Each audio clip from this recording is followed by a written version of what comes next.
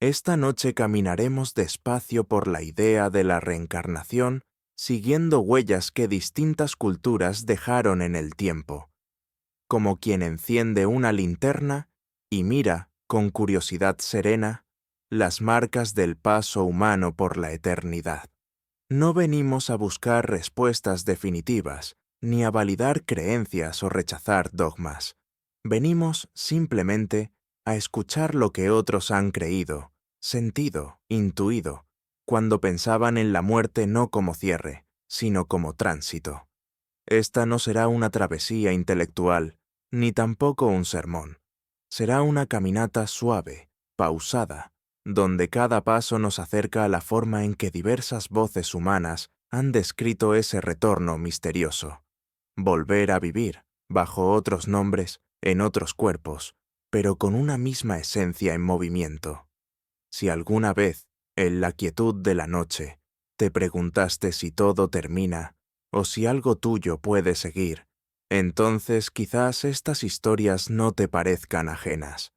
Tal vez, incluso, reconozcas en ellas un eco que ya conocías sin saber. Vamos a empezar. Escucha despacio. Escucha como quien se deja guiar, no para llegar, sino para recordar el camino. Estoy a la orilla del Ganges, en la ciudad antigua de Benares, donde el humo de las piras se mezcla con el murmullo del agua y los cánticos que nunca cesan. Aquí, la vida y la muerte no se enfrentan, se saludan. Un ciclo que gira sin pausa, como el río que corre y vuelve con las lluvias. Entre la bruma que asciende desde los Ghats, veo a un anciano sentado en cuclillas. Tiene la piel arrugada como corteza de árbol, los ojos muy abiertos, pero sin urgencia. Me invita a sentarme, sin palabras, y cuando lo hago, señala con la barbilla a un niño que juega entre los escalones de piedra. «Míralo bien», me dice. «Tiene los ojos de mi hijo. Murió hace 7 años. Pero míralo. Mira cómo observa, cómo calla, cómo se ríe con una sombra. Él ha vuelto». No hay dramatismo en su voz, solo la certeza de quien no discute con la corriente del tiempo. Me cuenta que, en su tradición, el alma no se detiene.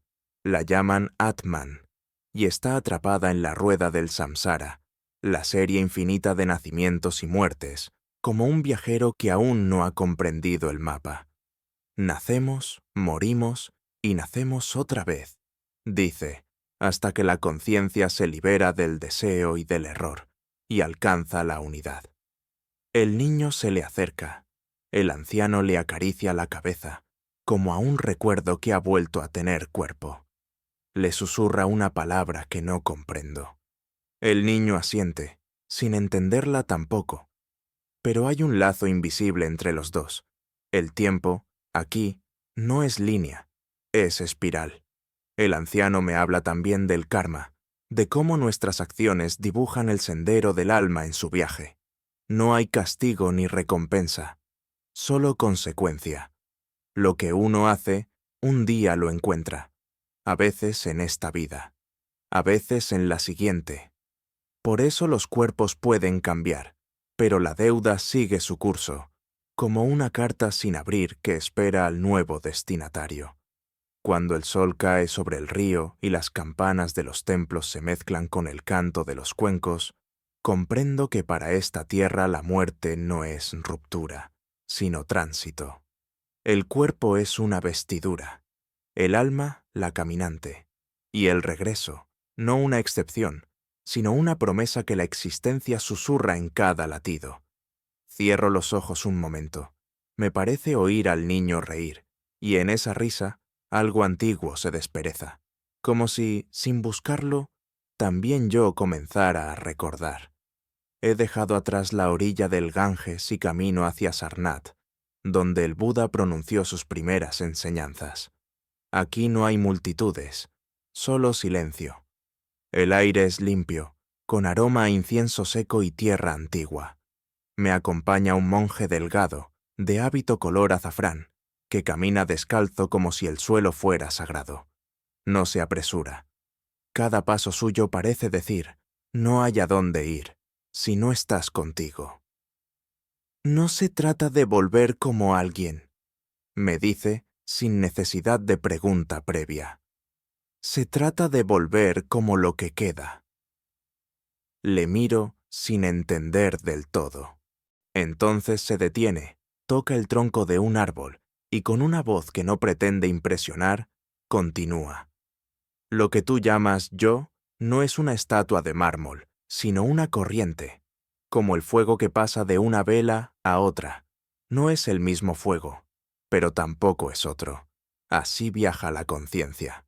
En el budismo, me explica, no hay alma eterna, no hay un yo inmutable que migra. Hay un flujo de causas y condiciones. El karma es la energía que impulsa ese flujo, como viento que mueve una hoja. Reencarnar no es repetir, sino continuar. La vida siguiente no es una copia, sino una consecuencia. No es que uno vuelva con nombre, historia y recuerdos. Lo que vuelve es una tendencia, una semilla de conciencia que busca brotar allí donde haya terreno fértil. Nos sentamos frente a una estupa blanca. Él cierra los ojos. Yo lo imito. Imagina que todo lo que haces deja una huella, no una huella en el barro, sino en la mente misma. Esa huella sigue, incluso cuando el cuerpo se deshace, y donde hay huella, hay dirección. Me doy cuenta entonces de que su paz no viene de imaginar un destino claro, sino de aceptar el movimiento. El monje no espera volver, aspira a no tener que hacerlo, a extinguir el deseo, la ignorancia, el aferramiento, para que el ciclo se detenga, para que el fuego de la existencia no necesite más combustible. Eso es nirvana, no morir para vivir otra vez, sino comprender tan profundamente que ya no hace falta retornar. Abro los ojos.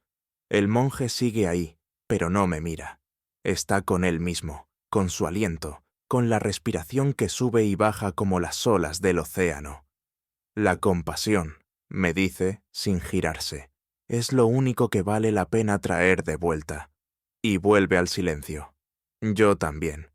Quizás sea eso lo que renace, no la forma, no la memoria, sino la intención, el impulso suave de comprender y aliviar. Me traslado ahora a un rincón del mundo más seco y pedregoso, un valle en Macedonia, donde el viento recorre con voz antigua las ruinas de santuarios olvidados. Estoy solo entre columnas rotas, y sin embargo no me siento solo. En una piedra blanca, apenas visible bajo el musgo, descubro una inscripción grabada con esmero. Es una de las tablillas órficas, pequeñas placas de oro que los iniciados llevaban consigo en la tumba. Leo con lentitud. Soy hijo de la tierra y del cielo estrellado. Sed tengo, pero dadme de beber de la fuente de Mnemosine, la fuente de la memoria. Según los órficos, al morir, el alma atraviesa un umbral en el que puede beber de dos manantiales. Uno es el delete, el olvido, que la arrastra de nuevo al ciclo sin conciencia. El otro, el de Mnemosine, permite recordar. Y quien recuerda, elige. No está preso. Puede decidir no volver, o volver sabiendo. Me quedo largo rato contemplando la tablilla. No es un talismán, es una instrucción. El alma que llega al otro mundo no debe perderse en la niebla del olvido. Debe saber quién fue. Debe recordar que ha viajado antes. Solo así puede liberarse. El orfismo no hablaba de una eternidad punitiva, ni de una gloria sin rostro. Hablaba del alma como algo caído, sí, pero capaz de levantarse si recupera la memoria de su origen divino. Y para ello debía vivir con pureza, con moderación, con armonía. Los cuerpos eran como prisiones, pero también como pruebas. Cada encarnación era una oportunidad para pulir la chispa interna. Me siento en el suelo, junto a la piedra. Imaginé que la reencarnación era movimiento. Aquí la siento como una espiral que sube. El alma cae, se olvida, vuelve. pero puede un día despertar y comenzar a subir, si logra recordar de dónde viene. El viento sopla fuerte. Me llega un aroma a romero salvaje, a polvo caliente, a distancia. Cierro los ojos.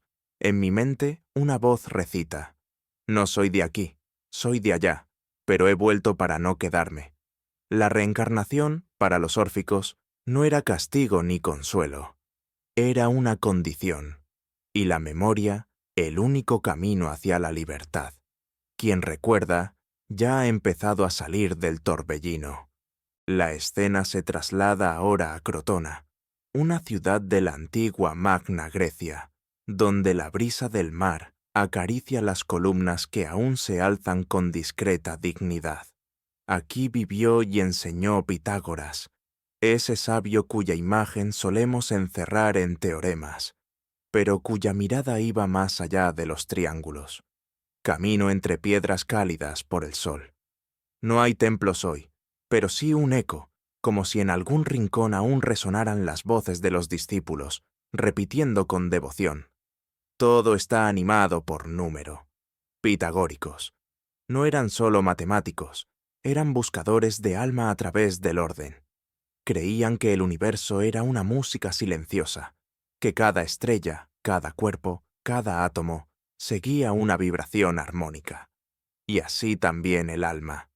Su travesía de cuerpo en cuerpo no era aleatoria. Era una búsqueda de sintonía. Un manuscrito antiguo habla de cómo el maestro reconocía la reencarnación en la forma en que una voz tiembla, en el ritmo de un paso, en la proporción de una melodía. Decía haber escuchado la voz de un viejo amigo en el aullido de un perro, no por delirio, sino por sensibilidad extrema.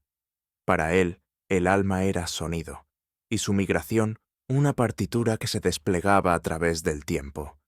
Me detengo frente a un muro bajo, me siento.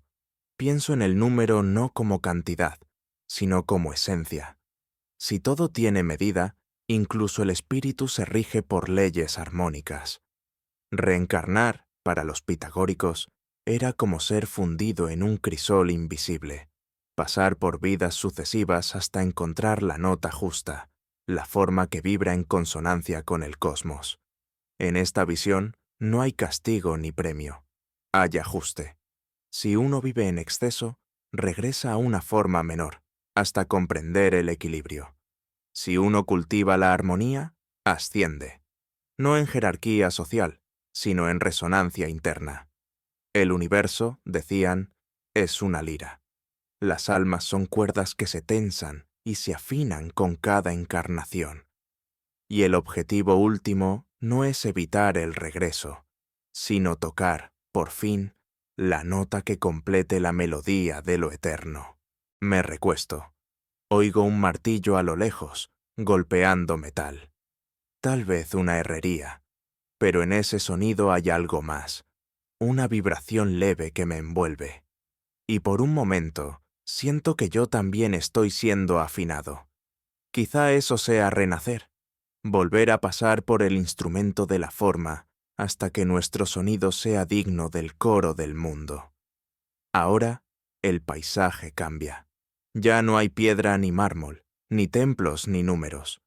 Estoy en el corazón de un bosque perpetuo, donde los árboles antiguos se alzan como columnas vivas y la luz apenas se filtra entre sus copas.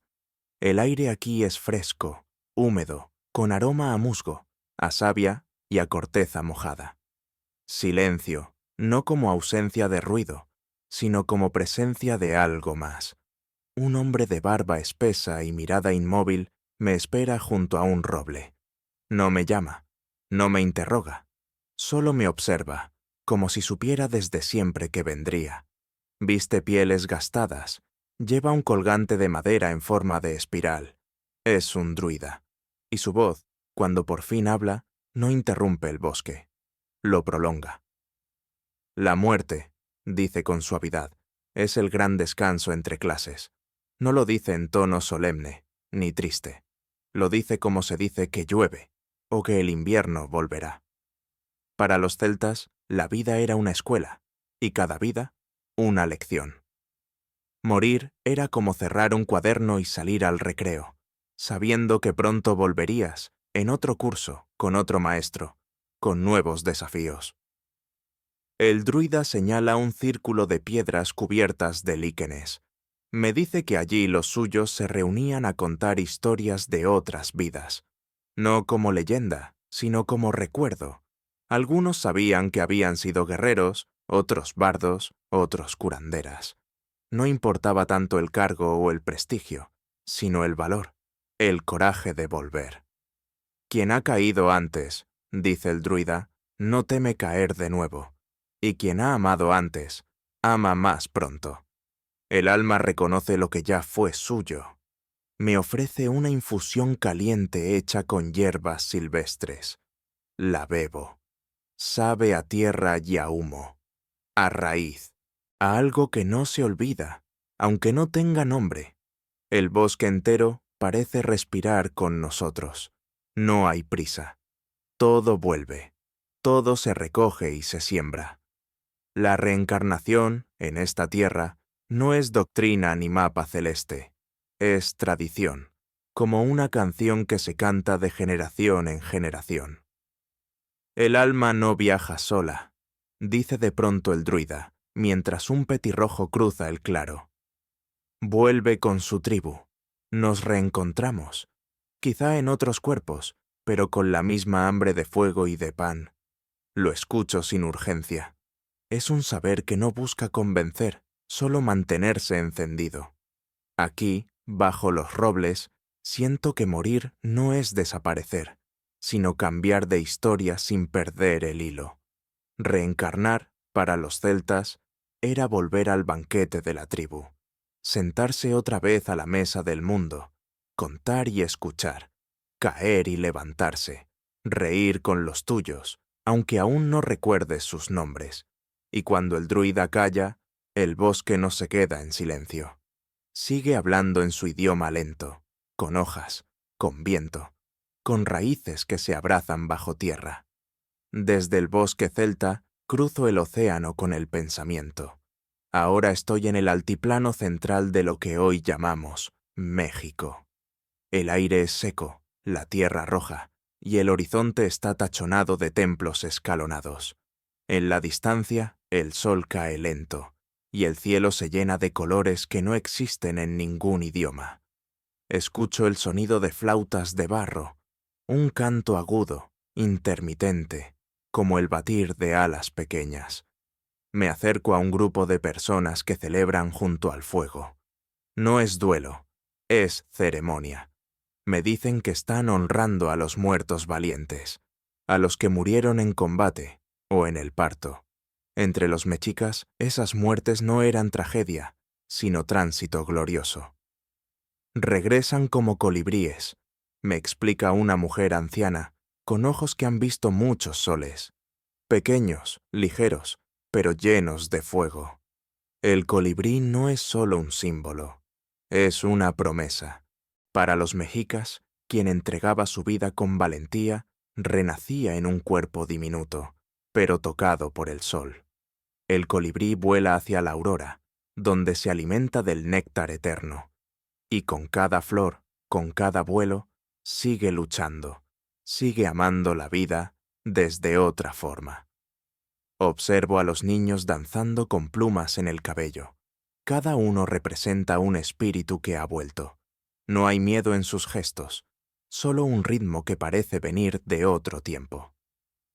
Me cuentan también que los guerreros creían reconocer a sus compañeros caídos en los zumbidos del amanecer, que a veces, al beber el pulque o al encender el copal, sentían su presencia, no como fantasmas, sino como visitantes sutiles, breves, vibrantes. La reencarnación, para los mexicas, no era castigo ni consuelo, era honra. Volver no como humano, sino como mensajero del sol. Volver pequeño, pero invencible. En un cuerpo que no dura, pero que toca lo sagrado. Miro el vuelo de uno de esos colibríes. Se detiene en el aire, frente a una flor, y por un segundo me mira. O eso quiero creer. En sus ojos minúsculos podría haber un guerrero, una madre, un sabio. Y si no lo hay, igual siento que el alma, cuando se ha dado por completo, no necesita cuerpo grande para dejar huella. Quizá eso sea también reencarnar, volver a existir, aunque sea por segundos, en lo leve, en lo que brilla y desaparece sin dejar sombra.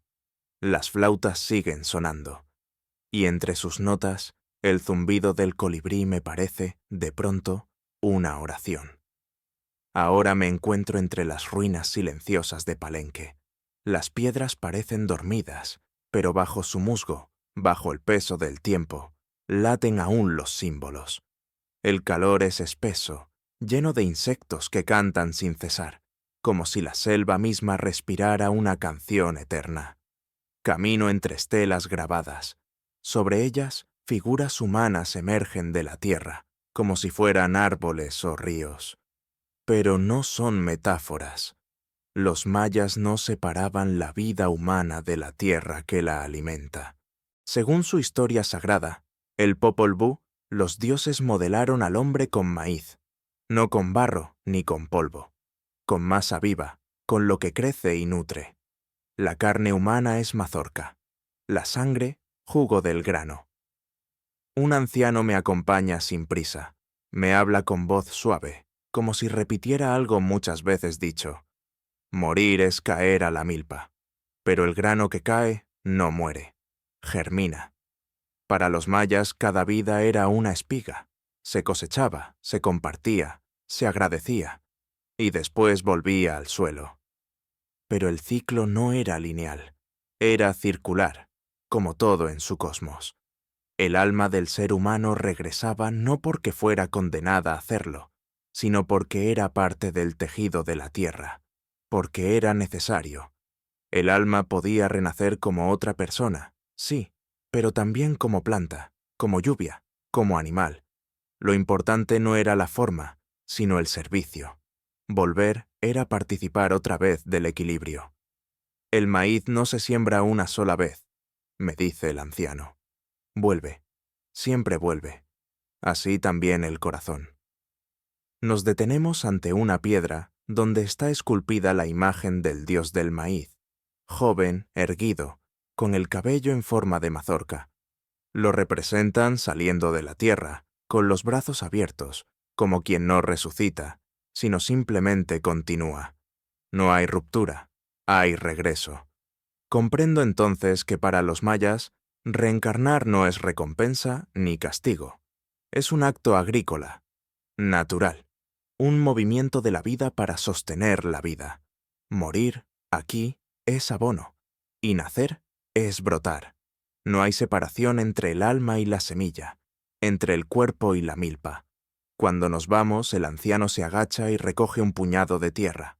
Lo huele, lo guarda en su bolsa. Me mira con calma y dice, todos somos tierra caminando, y así, mientras la selva cierra su verde alrededor mío, entiendo que en esta visión, reencarnar es la manera en que el mundo no se cansa de crecer. La travesía me lleva más al sur, a las alturas serenas de los Andes. Estoy en las terrazas de Cusco, donde las montañas no son solo paisaje, sino presencias. Aquí no se mira a las cumbres como rocas, se les habla, se les respeta. Son los apus, espíritus vivos que guardan memoria. Y no es una metáfora. Para los pueblos andinos las montañas escuchan, cuidan, responden. Y también recuerdan. Un hombre quechua, de rostro curtido por el sol, trabaja junto a su hijo pequeño. Cultivan juntos un surco estrecho. La tierra es firme, pero generosa. Él me ve, y sin interrumpir su labor, comienza a hablar, como si su voz formara parte del viento. Cuando nieva, los apus duermen, pero cuando se derriten, sueltan nombres, historias. Entonces alguien regresa.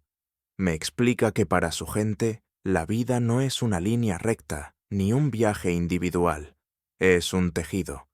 Cada ser humano es un hilo que se cruza con otros, y cuando un hilo se rompe, la tela no se pierde, se remienda. La reencarnación no es volver a empezar, sino volver a entrelazarse. Uno regresa porque hace falta, porque el tejido lo llama. Mi abuelo decía, continúa, que yo tenía la mirada de su tío, no por magia, sino porque su historia aún no había terminado. Aquí, el alma es menos un viajero y más un fragmento que vuelve al tapiz colectivo. Las montañas guardan ese tapiz. Las rocas, los caminos, los árboles, todos llevan retazos de quienes estuvieron antes. Nadie desaparece. Todos son llamados a regresar cuando su voz es necesaria. El niño levanta la vista. No entiende todo, pero escucha. El padre le cuenta que algún día él también regresará, quizá como hermano, quizá como nieto, quizá como vecino, pero que su semilla ya está en la tierra, incluso antes de morir. Miramos juntos a la Usangate, montaña sagrada. Su cima blanca parece una nube detenida. No sé si el hombre reza, pero sus ojos se humedecen. Me dice que hay sueños que solo florecen si uno vuelve, y que nadie regresa solo. Siempre hay alguien esperando para tejer contigo. La reencarnación, aquí, no es castigo ni privilegio, es necesidad del conjunto. No es el alma la que desea volver, es el mundo el que la llama de nuevo. Quizá en los Andes, renacer no sea empezar de nuevo, sino continuar una historia que siempre fue de muchos. Ahora mis pasos me conducen a África Occidental, a la ciudad de Ife, cuna del pueblo yoruba. El aire es cálido, lleno de ritmo, no porque haya música constante, sino porque todo, el lenguaje, los gestos, incluso el silencio, late como un tambor invisible. En un patio amplio, bajo la sombra de una ceiba, se escucha el batá, el tambor de los dioses. Golpea con intención. No es simple sonido, es conversación. El tambor llama, responde, recuerda. Cada golpe es un eco que viene de más lejos que la memoria. Un babalawo, sabio y adivino, se sienta ante mí. Sus ojos no brillan, pero su calma ilumina. Frente a él, caracoles. Al lanzarlos, parece que arroja preguntas al universo.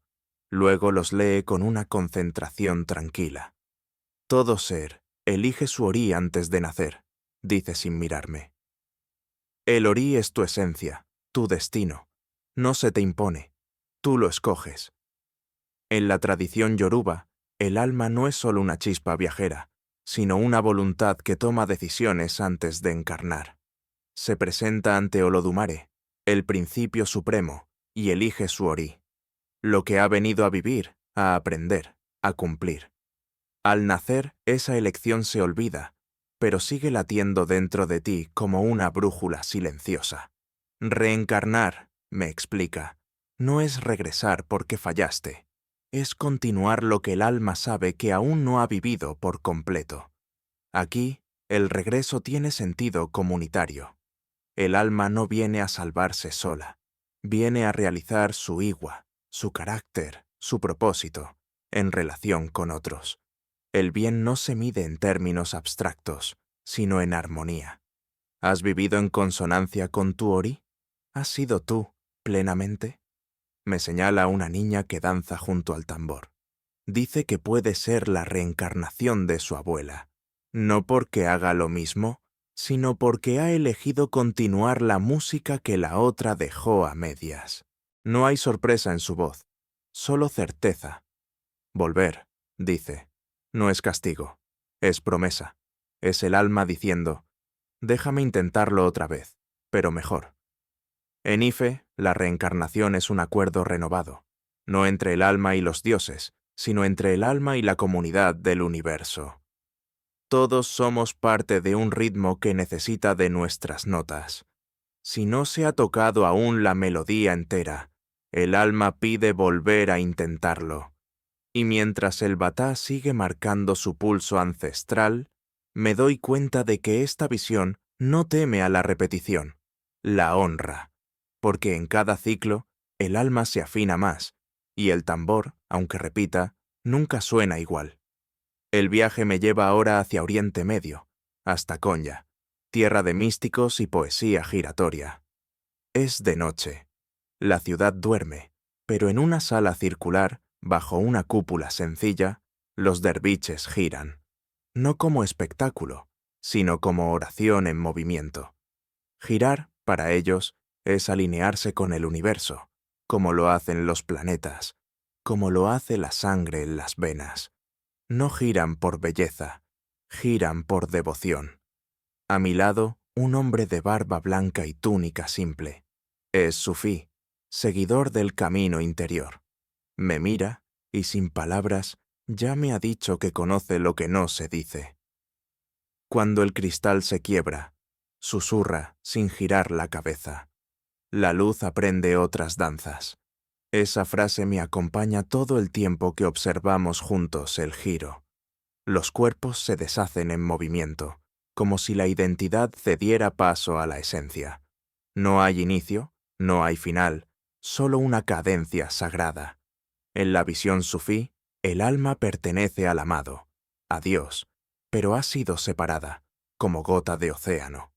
En su anhelo por reunirse, vuelve a la existencia una y otra vez, no por error, no por castigo, sino porque desea recordar, y cada vida es una forma distinta de ese recuerdo.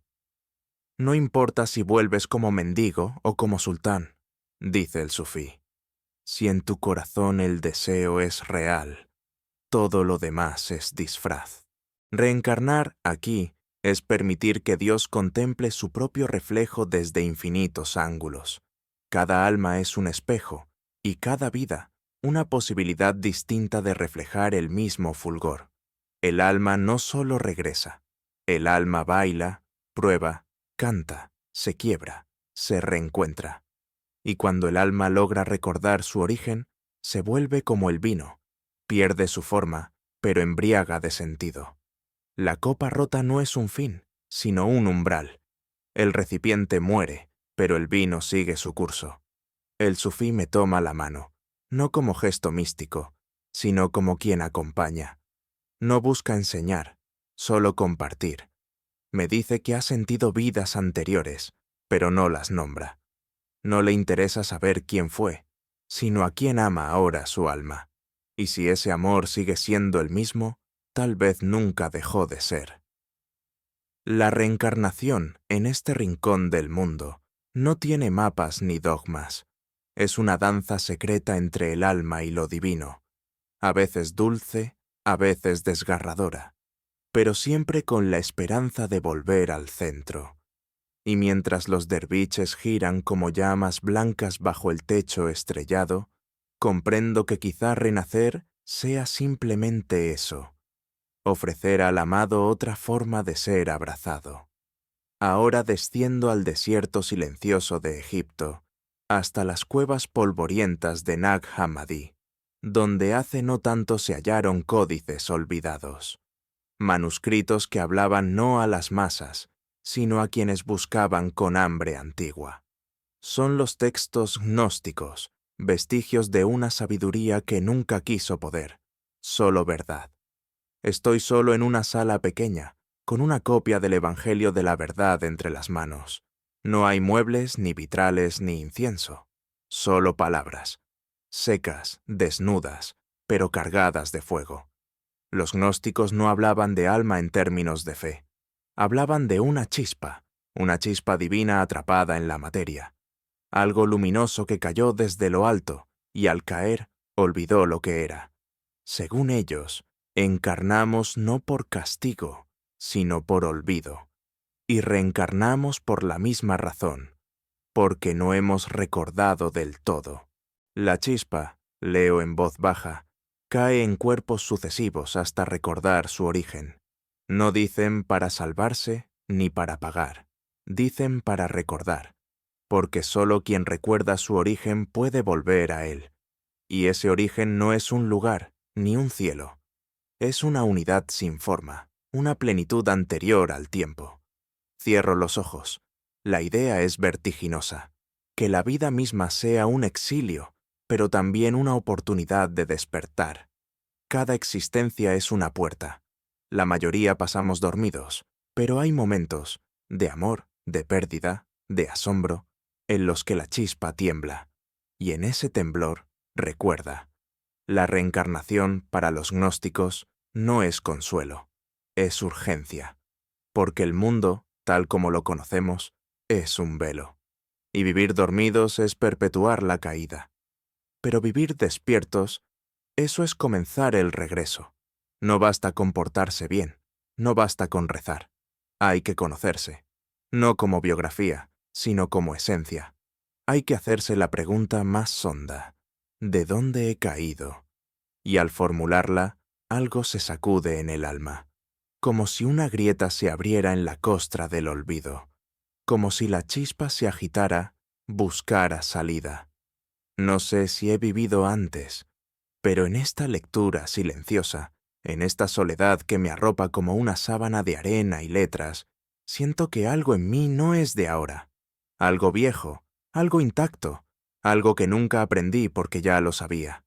Quizá eso sea reencarnar, para los gnósticos, vagar, caer, olvidar, y un día, al fin, recordar.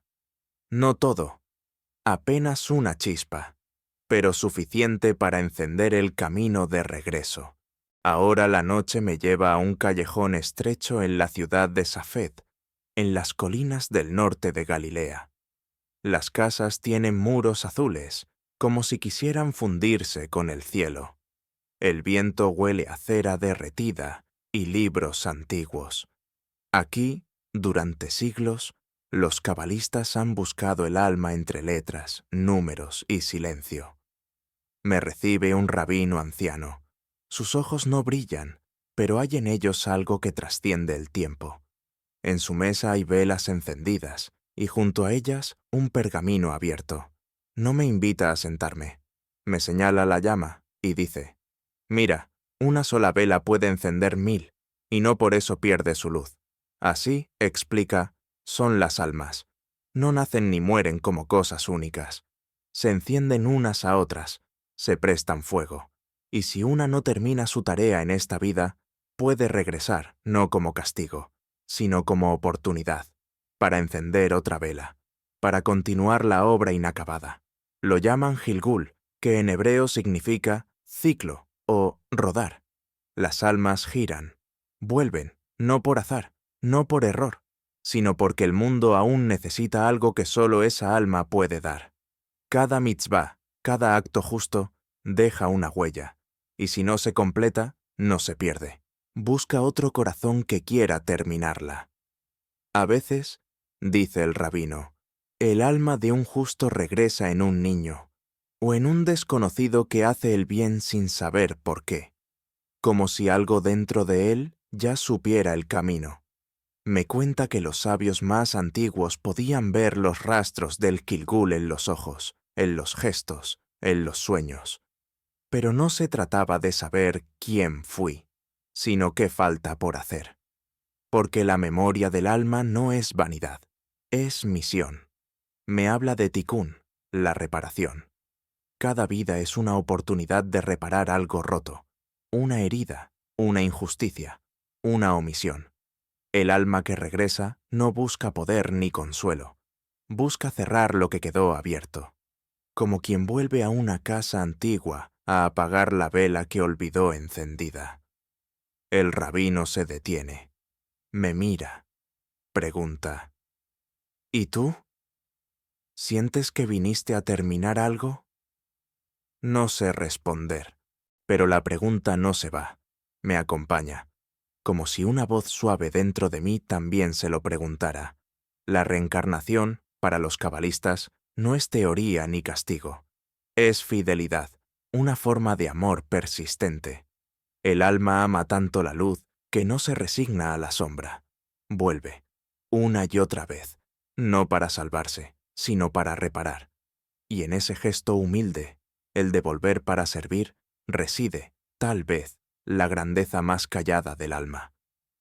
Esta vez el camino no me lleva a templos, ni a bosques, ni a piedras sagradas. Me conduce a una consulta en Viena. Paredes claras, estanterías llenas de libros. Todo huele a papel envejecido, a café recién hecho y a preguntas sin respuestas. Frente a mí, un psicólogo, rostro tranquilo, lentes sin marco. No lleva túnica, no habla en parábolas, escucha. Me muestra registros. Son historias de pacientes que, bajo hipnosis profunda, comienzan a relatar escenas de vidas que no han vivido, idiomas que nunca estudiaron, lugares que no conocen, traumas que no pertenecen a esta biografía, pero cuyas emociones son reales. No trata de convencerme, me muestra simplemente lo que ha oído. Un niño que recuerda haber muerto ahogado en un puerto. Una mujer que, al cerrar los ojos, habla con acento de otra época. Un anciano que, al final de la vida, empieza a soñar con una infancia que no fue suya. No digo que sean pruebas, aclara. Digo que ocurren. En Occidente, la reencarnación se ha alejado de los dogmas y ha entrado por la puerta de la psicología. No como certeza, sino como símbolo. Un espejo donde la psique intenta organizar sus grietas. A veces, la mente necesita narrar sus dolores, como si vinieran de otro tiempo, para poder nombrarlos sin miedo, para poder soltarlos. Tal vez, añade el psicólogo, no importa si fue real. Lo importante es lo que se libera cuando se cuenta. La reencarnación aquí no busca explicar el cosmos, sino sanar. Sirve como lenguaje, como puente. No todos los pacientes creen en ella, pero al hablar de otra vida, logran ver la propia con menos carga, con más claridad. Como si el alma, al imaginarse antigua, pudiera perdonarse un poco más. También hay quienes, sin terapia, tienen memorias espontáneas, destellos, sensaciones de haber estado ya en un lugar, reconocimientos sin lógica, déjà vu que no se van, y aunque no lo digan, aunque lo oculten por vergüenza, lo sienten dentro como una intuición constante. Quizás en este siglo la reencarnación ya no sea un mapa del más allá, tal vez sea una metáfora del adentro, una forma de nombrar los hilos invisibles que nos atraviesan, o un recurso que el alma usa para decir, esto que siento no empezó conmigo. Y así, entre gráficas, grabaciones y silencios, este rincón de Viena se convierte en otro tipo de santuario, uno donde la ciencia no combate al misterio, sino que lo deja estar. No sabemos si reencarnamos, pero sabemos que, a veces, hay heridas que vienen de muy lejos, y escucharlas, aunque no sepamos de dónde vienen, ya es empezar a cerrarlas. Esta parte del viaje me lleva a un campus tranquilo en Charlottesville, Virginia. No hay templos ni incienso. Hay pizarras, laboratorios y archivos digitales. La reencarnación no se menciona aquí con mística ni con poesía. Se estudia. Con frialdad, sí, pero también con una extraña delicadeza. Entro a una oficina sobria. En las paredes, mapas del mundo. En el centro, un escritorio lleno de carpetas. Me recibe un investigador que lleva décadas recogiendo algo que muchos descartan. Testimonios infantiles sobre vidas pasadas. No se trata de suposiciones vagas, sino de niños que, al empezar a hablar, nombran lugares donde nunca han estado, personas que ya han muerto, lenguas que no conocen. Lo hacen sin titubeo, con la seguridad de quien recuerda, no de quien imagina. No buscamos convencer a nadie, me dice el científico. Solo documentamos, me muestra un archivo, un caso, otro y otro, todos distintos, todos similares. Niños en India, Birmania, Estados Unidos. Algunos olvidan lo que dijeron con los años. Otros cargan con ello como con un recuerdo incómodo. Sus relatos son detallados y a veces comprobables. Las fechas coinciden, los nombres existen, las heridas del cuerpo se repiten en marcas de nacimiento. Hay patrones, y los patrones, en ciencia, siempre piden atención. Pero el investigador no da saltos, no afirma más de lo que puede sostener. No es prueba, dice, es estadística. Y el misterio, a veces, tiene derecho a figurar en las tablas. En sus gráficos no hay misticismo.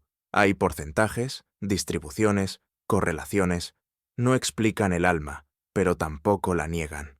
Lo inexplicable, aquí, se estudia con respeto, con paciencia, como quien no quiere forzar respuestas, pero tampoco cerrarse a la posibilidad de que el mundo sea más grande de lo que creemos. Me habla de sus detractores, de quienes se ríen, pero también de colegas que, en privado, le agradecen que siga. Porque aunque no lo digan, hay algo en ellos que también duda, que también intuye. La ciencia, en este rincón del mundo, se acerca al enigma no con dogmas, sino con humildad. No busca convertir la reencarnación en verdad universal, sino en pregunta legítima. Y tal vez eso sea lo más honesto, no pretender que sabemos, pero tampoco suponer que todo lo que no entendemos es falso. Salgo de la oficina. Afuera, los árboles crujen con el viento. Pienso que si hay una manera nueva de hablar del alma, quizás empiece así. Con datos, sí, pero también con una rendija abierta a lo que aún no sabemos nombrar. Quizá cada historia imposible, cada testimonio que no encaja, no sea prueba, pero sí una nota al pie en el gran libro del misterio. Y a veces, lo que se escribe al margen es lo que más permanece. Esta vez no estoy en un lugar lejano, ni frente a un sabio o un altar. Estoy en una cocina, en Berlín, moderna, ordenada, con el olor a café de media tarde y una planta que crece torcida hacia la luz. Sentada frente a mí, una amiga, ateísta, racional, amable. No creo en la reencarnación, dice, sin dureza, pero tampoco creo que todo se acabe por completo. Lo dice mientras remueve su taza, sin énfasis, como quien ha pensado mucho y no necesita convencer a nadie. Habla de su infancia, de cómo la muerte la asustaba, de cómo se refugió en la ciencia, en el arte, en la escritura, y de cómo, con los años, entendió que no necesita creer en volver para sentir que algo suyo puede continuar. A veces pienso que un poema que escribo, una palabra que alguien repite sin saber que era mía, quizás eso es lo que renace. Ella no piensa en almas que migran, ni en cuerpos que repiten historias, pero sí cree que hay gestos, miradas, ideas, que se siembran y florecen en otros, como una melodía que pasa de oído en oído, y un día alguien tararea sin saber de dónde la conoce. No cree en reencarnación, pero sí en huella, y me habla de su abuela, de cómo tejía, de cómo decía frases raras que nadie más usaba. Y un día su hija, que nunca la conoció, usó una de esas frases al describir un sueño, sin explicación, sin herencia visible. No lo necesito llamar milagro, dice mi amiga, pero me parece hermoso. A veces reencarnamos en lo que dejamos, en la risa de alguien que amamos, en una decisión que otro toma porque una vez nos oyó contar algo, en una receta que sobrevive en un cuaderno gastado, en una fotografía que guarda no la imagen, sino el espíritu. La eternidad, para quienes no creen, no es mística, es resonancia, es continuar sin cuerpo, es ser semilla de un gesto o de una memoria. Y mientras ella me habla, no siento distancia entre su visión y las otras que he escuchado. Siento un hilo compartido, la intuición de que algo en nosotros no se disuelve por completo. Reencarnar, para ella, es latir en lo que influimos, en lo que dejamos, en lo que otro recoge sin saber que fue sembrado por nuestras manos. Y en esa visión también hay ternura, también hay consuelo, también hay eternidad, aunque no se la nombre así. No hay viaje esta vez, no hay distancia, solo una casa cualquiera, de esas donde los días se repiten con dulzura. Estoy sentado en una cocina iluminada por una lámpara tibia. Sobre la mesa hay tazas, migas de pan y un álbum abierto. Una abuela habla, no con solemnidad, sino como quien recuerda sin darse cuenta que está contando algo importante. «Mira esta foto», me dice. «Tu bisabuelo tocaba esta melodía cada tarde, sentado en el porche. Nadie más en la familia sabía tocarla. Nadie. Hasta que ella empezó. Se refiere a su nieta, una niña de apenas 5 años. Una tarde, sin que nadie se lo pidiera, se acercó al piano viejo de la casa. Sus dedos pequeños comenzaron a tocar una melodía que nadie le había enseñado. Nadie la había oído en años. Nadie la había nombrado. Pero ahí estaba, limpia, exacta. No me asusté, me cuenta la abuela. Me puse a llorar, y ella me miró como si ya lo supiera. No buscaron explicaciones, no hablaron de vidas pasadas, ni de reencarnación. No lo necesitaban. En esa cocina, lo que ocurrió no fue fenómeno ni milagro, fue reencuentro. Ella dice que, desde entonces, la niña ha repetido otros gestos. Forma de reír, de quedarse callada, de mirar por la ventana.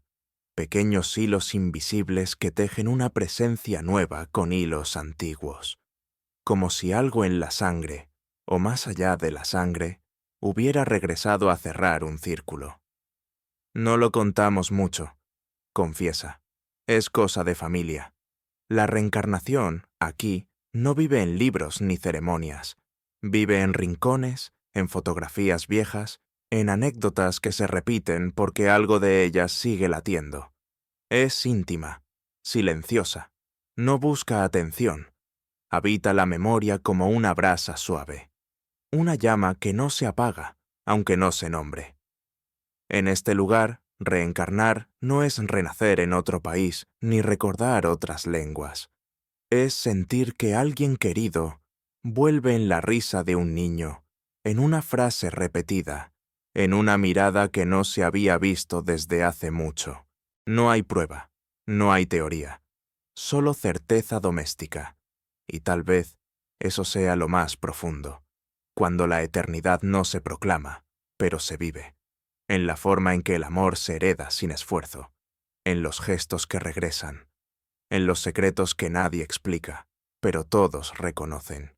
Quizá las almas también eligen regresar donde son esperadas, y lo hacen, a veces, sin alarde, simplemente tocando una canción olvidada, en la cocina de siempre. Estoy ahora junto a un lago quieto, en algún lugar sin nombre.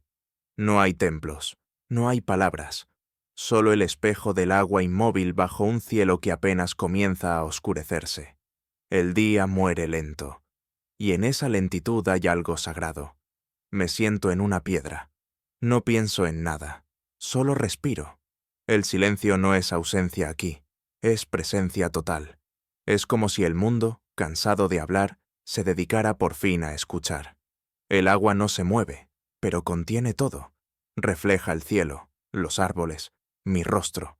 Me pregunto si ese reflejo, tan exacto, tan pasajero, puede considerarse una forma de vida.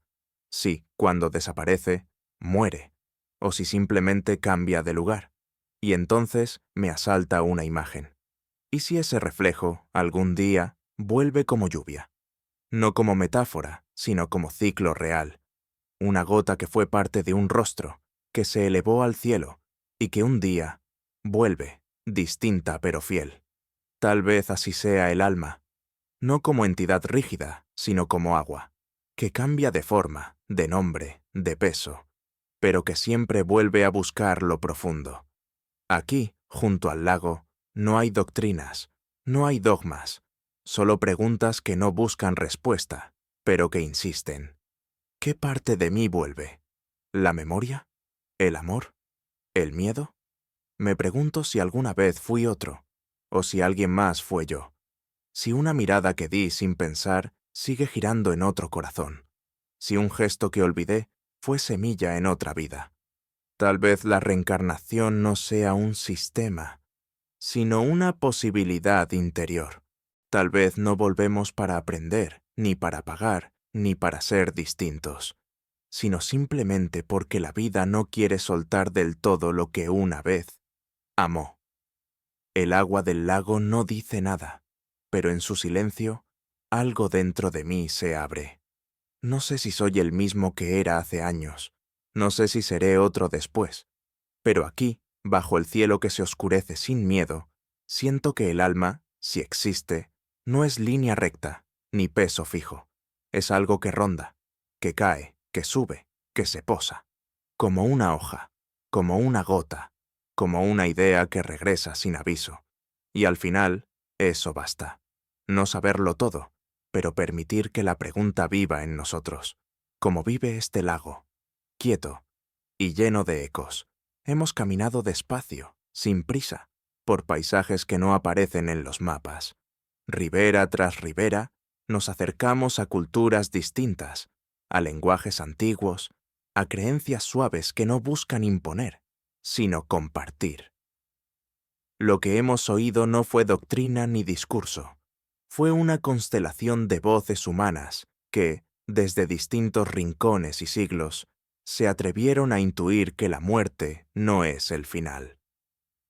Visitamos los mantras del Ganges, donde un niño llevaba los ojos de su abuelo. Caminamos con el monje de Sarnath, que hablaba de flujo y desapego. Escuchamos las tablillas griegas que pedían recordar antes de beber del olvido. Y luego, entre números y proporciones, Pitágoras nos susurró que el alma también vibra y busca su armonía. Nos detuvimos con los druidas bajo robles inmóviles y con los mexicas que honraban al guerrero que vuelve en un colibrí. Los mayas nos mostraron cómo la tierra no devora, germina. Los quechuas tejieron su visión de retorno como un manto compartido, y los yoruba nos hablaron del orí, esa chispa que escoge volver por amor a su propósito. En Konya, el sufí nos enseñó que cada vida es un ángulo distinto para que lo divino se contemple a sí mismo. En Nag Hammadi, los gnósticos nos recordaron que la caída no es el fin, sino el inicio de la búsqueda. En Seifit, un rabino encendía almas como velas, con la paciencia de quien cree que todo gesto incompleto merece una segunda oportunidad. Y al cruzar al presente, escuchamos al psicólogo vienés que no afirmaba, pero tampoco negaba. Al investigador que coleccionaba misterios con el rigor de un científico y la apertura de un poeta. A la amiga escéptica que creía más en las huellas que en las almas, y a la abuela que, sin saberlo, guardaba en su cocina el eco más íntimo de la eternidad. Finalmente, frente al lago, solo con el silencio, entendimos que la pregunta en sí ya es una forma de recordar. Lo que se repitió, en todas partes, no fue una idea fija, sino una sensación, que la vida gira, que lo que termina quizás solo se transforma, que en cada cultura alguien soñó con volver, no como él mismo, sino como alguien que aún guarda dentro el latido de otro. La reencarnación apareció como consuelo en algunas voces, como advertencia en otras y como promesa en casi todas, no como certeza, sino como forma de mirar la existencia sin miedo, como posibilidad de continuidad, como gesto de ternura entre el mundo y quienes lo habitan. Y si alguna parte de nosotros ha estado aquí antes, o si solo deseamos que así sea, lo importante es lo que hacemos ahora con esa posibilidad. Cómo vivimos, cómo amamos, cómo cuidamos. Quizá no renazcamos idénticos, pero tal vez sí renovados. Ahora, mientras la noche se espesa y el último eco se apaga suavemente en la memoria, es momento de cerrar los ojos, no para olvidar, sino para dejar reposar todo lo que escuchamos. No quedan respuestas, ni deben quedar. Solo queda una quietud profunda, como la que llega después de una conversación verdadera, cuando nadie dice ya nada porque todo ha sido dicho sin urgencia. Si algo ha de regresar de nosotros, o si alguna parte nuestra ha caminado estas sendas antes, no lo sabremos esta noche. Pero quizás no haga falta saber. Quizás el misterio no sea un muro, sino un jardín sin puertas. Quizás, al contemplarlo sin intentar resolverlo, ya estemos dentro de él. Quiero dejar esta última imagen contigo.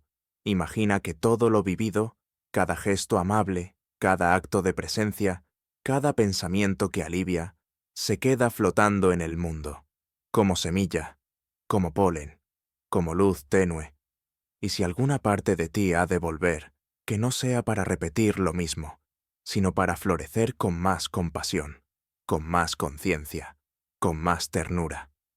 Tal vez ese sea el verdadero renacer, no el de volver con un nuevo cuerpo, sino el de dejar en el mundo algo que pueda germinar en otros, que si alguna vez renaces, sea en una mirada más comprensiva, en una decisión que mejora lo pequeño, en un silencio que acompaña sin ruido. Y si no vuelves, si esta vida es todo lo que hay, que haya sido suficiente para dejar una estela de bondad discreta, como un sendero que se ilumina apenas con el paso. Descansa ahora. Todo sigue su curso. La vida no se apresura. El alma, si existe, sabe esperar. Hasta aquí hemos llegado, con los pies quietos, con el corazón en movimiento, que duermas en paz, y que, si vuelves, vuelvas ligero.